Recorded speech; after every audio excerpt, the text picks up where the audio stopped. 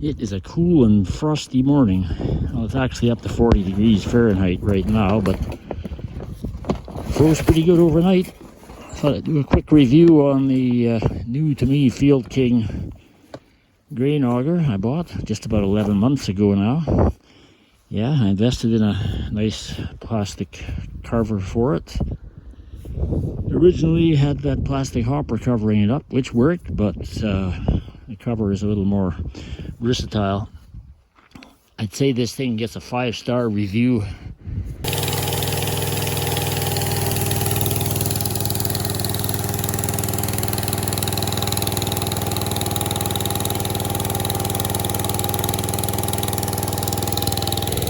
Moving some of this hot wheat today, since we're going to be short of space over here anyway.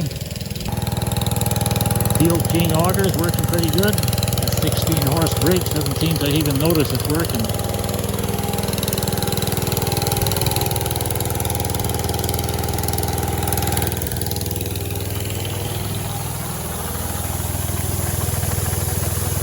I can just feel the tube is warm from the wheat. A lot of this went in here at 30 Celsius or higher.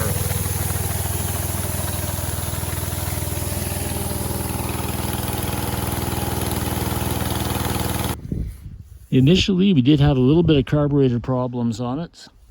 The previous owner, or maybe originally, it came with no sediment bowl. All it had was an elbow here with a shutoff valve.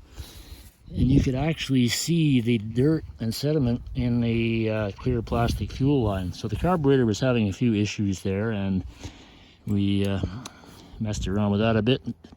It seemed like it needed a repair kit, major clean out, but nothing got done. I just kept on using it. You can see here, it now has a sediment bowl. This is actually from an old rototiller. Threads fit right in perfect. If you look close in that sediment bowl, you'll see a pretty good layer of what looks like dirt. That's actually rust. The tank is a little on the rusty side inside there. But with repeated use through harvest here, it's actually cleared up, and it runs better than it ever did. So we're not going to touch that carburetor until it becomes a necessity. Plenty of power to run the 7x35. I did replace that fancy grain spout on there. The old plastic was cracked and falling apart, so I seem to have no shortage of used plastic oil buckets around here, which make a pretty good chute for it. I think I augered, must have filled about 5 of these bins with this one. Yeah, a 35 foot will reach a 5 ring West deal. Anything higher than that, forget about it. What else here? One little, look on the other side. One minor breakdown, well actually the second one.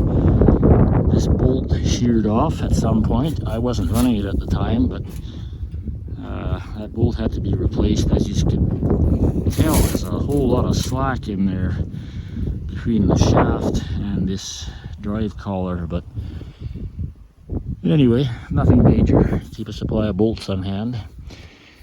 One little failure, the electric start gave out.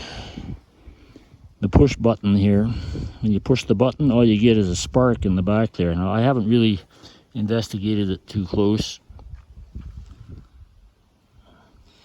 Assuming it needs a whole new push button, because that is a sealed unit, I don't think it's any point taking it apart trying to clean it up.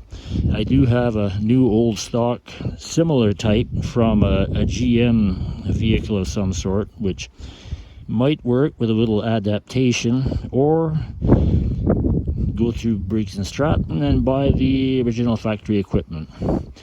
On the positive side, though, it's a very easy starting engine. Usually a couple pulls on the rope or the belt, and fires right up. So anyway, that'll be on the list of things, possible things to repair on it.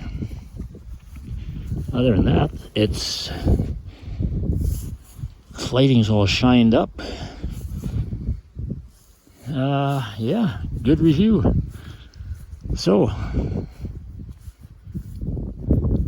I'll call that the end of this one.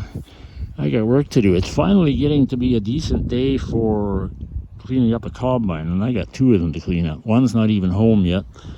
Pull type is in the Quonset there. I'm going to roll it out here in a few minutes, get the portable air compressor and the truck out, and park at a nice windy spot, because you really need a windy day when you're cleaning off a combine. And I'm going to clean that up to the best of my ability. Probably won't finish this morning. Hope to do a little baling this afternoon with the Massey 120 baler, wheat straw. But I better get at it. Standing around here talking and shooting video is not getting the work done. So catch you later.